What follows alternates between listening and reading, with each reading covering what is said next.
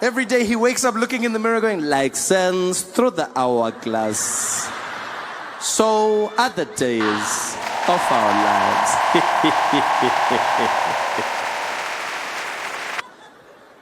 And a lot of people make that mistake. I've realized a lot of people make that mistake. You think our politicians are stupid. Maybe it's because of how they speak. Maybe it's because of how they sound. You know, Jacob Zuma's smart. Jacob Zuma was the head of intelligence for the ANC during the struggle. Jacob Zuma started the chess team on Robben Island. A lot of people don't know that. He started the chess team. Yeah, that's why he's so good with moving the cabinet around. He's busy, yeah, Pravin, like that, because he's a horse. Check. Donald Trump is not like that. One thing I'll say about Jacob Zuma, catch him in a corner, ask him anything about policy, that guy will rattle it off. He may not know how to read, but he knows what he's talking about. Donald Trump has no clue about any policy whatsoever. He knows nothing about geopolitics. He knows nothing about his healthcare. Every time Donald Trump answers a question, you know he doesn't know the answer because he answers it like he's a contestant in one of his own beauty pageants. That's how he answers it. Every time you see Donald Trump on TV, you can see he's making it up as he's going along.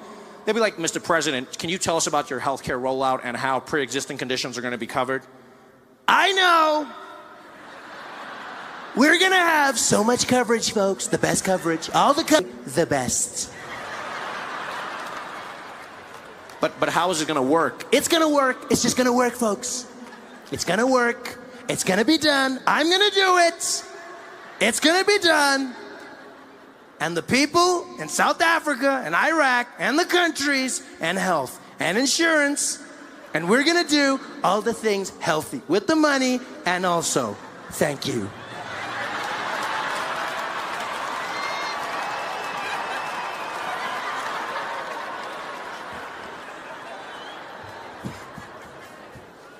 Donald Trump is losing his mind. He's saying the craziest things. We're gonna build a wall, and Mexico's gonna pay for it. I love how Mexico's like, we ain't paying for shit, man. We might build your wall, but we ain't paying for it, man. Stupid. Donald Trump's just doing his own thing. Everything seems to be going wrong for him. Now he's getting ready to start a war, launch a nuclear weapon. North Korea, they will know. Fire and fury. Fury and fire. Fast and furious. Tokyo Drift. Like no one's ever seen. You know? And say what you want about Jacob Zuma, but he knows how to handle his ladies. Yeah, he doesn't have any problems there. Donald Trump, walking around in public, his wife smoking his hand away. Pa! In public. Do you know how embarrassing that was? Donald Trump was there, trying to hold Melania's hand. She just slapped it away. He tried to grab it and she, pa! And then the second time, tried to grab it and she just did like a little thing. And everyone was like, are they okay? Are they fighting? I was like, yeah, of course they're fighting. They're having a horrible time. Completely horrible time. And you don't even need to see the video of the hands to know that they're having a bad time. I've had a theory for a long time that Donald Trump and his wife are not in a happy relationship. And I don't want to start any rumors, but I've noticed this. You know, I've noticed it in their speeches. Every time Donald Trump or Melania speak, it seems like they're throwing shade at each other. They're giving a speech, but they're actually talking trash about the spouse. Every time, all you have to do is listen to the subtext of what they're saying. For instance, Melania Trump came out. She made a speech about her platform as First Lady. In America, every First Lady gets to choose what their dream job is going to be, what they're going to be doing to help the country. Michelle Obama says she's going to help kids get healthy meals and work out. Melania Trump came out, and what did she choose? She came out, no one forced her, and she was like, as First Lady, I believe we need to fight against the cyberbullying. All of the people on the Twitter who are saying the bad things, we need to stop them. We need to make sure that they cannot carry on what they're doing. I was like, do you know your husband, lady? And now I realized she was doing it on purpose. They were having a fight. Yeah. She probably got home that night, dropped her keys on the table. Donald Trump was sitting in the living room, turned on the lights. Hi, Melania. I saw what you said about me on the news. It was very not nice. Oh, hello, Donald. I didn't see you sitting over there. I thought you were watching the cartoons. You know I was watching the news, Melania. I watch all the news. Fake news. So what are you going to do about it, Donald? You want a war? You've got a war. I'm gonna get you, Melania. You're gonna pay. Do your worst, Donald. Oh, it's on. I'm the best at worst. The next day he came out, gave a speech. What did he say? We've got to get rid of all these immigrants, folks. All these immigrants need to leave this country. Actually, I had the pleasure of meeting President Obama while he was still in office. Probably one of the craziest experiences I've ever had in my life. Yeah, came out of nowhere. I was at the Daily Show, I was in my office, and I got a phone call from the administration. And someone on the other end was like, hi, Trevor, would you like to interview the President of the United States in the White House? And I was like, do you ask stupid questions? He's like, of course I want to meet the President of the United States. Are you serious? And the day finally came, went to DC with my TV crew, and they set us up in a room which is literally opposite the Oval Office. We put all our cameras in place, and all we're doing now is waiting for the President to arrive. So we're staring at the door with bated breath. And the reason we're staring is because they don't give you an exact time of the President's arrival for his safety, right? So they just give you a window, like the cable guy. So we're all waiting there, listening to every footstep, every moment. And then he just popped in behind us, scared the shit out of everybody. Yeah, because there's a secret door, but they don't tell you, again, for safety, right? So we're staring at that door, and all of a sudden he was like, hello. And I was like, ah! But I had a great time in the interview with him. He was really, really kind to everyone in the room, and then we turned off the cameras, and I promise you he became even nicer. We just had a conversation. I thought he was going to leave. I mean, he's President of the United States. You've got to go do something.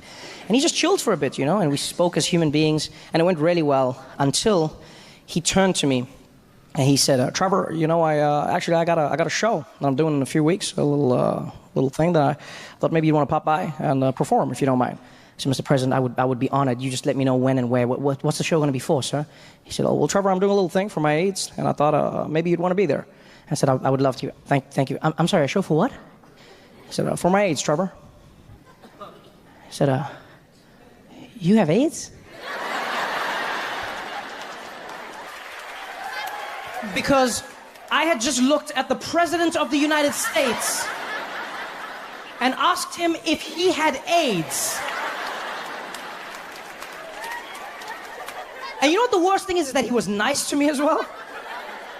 Because I said that, and then he explained, and then I was like, oh, I'm so sorry, Mr. President, I didn't mean that. I don't even know why I thought it's just like you said AIDS, and like the AIDS. You know, because here's the thing, in my defense, right, I get it now. He means AIDS as in the White House aides, the people who help the president. I get it now, but in my defense, where I'm from, AIDS is some other shit that doesn't help anybody. No one in Africa is walking around like, let me introduce you to my AIDS, huh? So now I'm here and I'm frazzled. I'm like, Mr. President, I'm so sorry. I didn't mean that. You don't have AIDS. You definitely. And even if you did have AIDS, there's nothing wrong with having AIDS. There's no stigma. We can still be cool. Actually, I don't even know why I'm saying this. I'm so sorry. And he's like, Trevor, calm down. Trevor, calm down. I was like, I'm so sorry, Mr. President. I'm so sorry. I shouldn't have said I'm probably the dumbest person you've ever met, Mr. President. He's like, no, Trevor, calm down. I'm the dumbest person you've ever met. He's like, no, Trevor, that's not true. I've met Trump. Get out of here! So smooth. I'm used to it in life, though. This is something that commonly happens to me living in the US. You know, I understand it as an idea. If you move to another country, you're probably going to have to learn another language. I didn't realize that would happen in America as well, because I speak English, but here people speak American. Similar, but not the same, all right?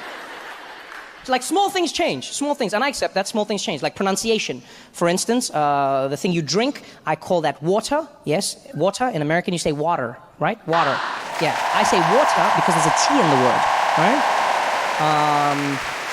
The glass you see yourself in every morning, I refer to that as a mirror, yeah, right? In American, you say a mirror, right? A mirror, yeah, which is not the same thing to me. A mirror is the glass. A mirror is a Middle Eastern man. Very different experience. It's not the same thing. And that's just pronunciation, right? You also have to learn the meanings of words that you already knew when you moved to America. For instance, where I'm from, there's a garment that men commonly wear under their shirts.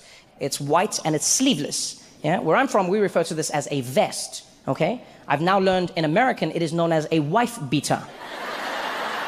Yeah, I have so many questions.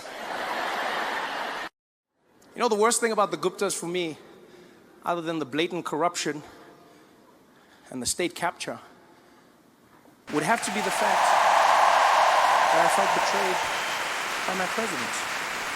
I'll tell you why I felt betrayed, because I'm not naive enough to believe that there will ever be no corruption in a society, right? And as South Africans, you also have to acknowledge that corruption and government go hand in hand. I know that seems like a pessimistic view, but it's true all over the world.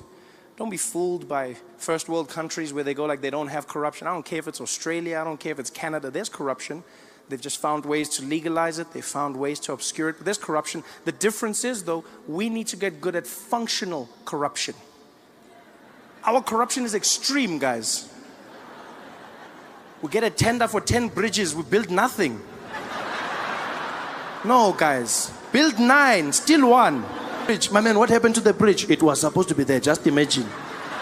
Just imagine it was there.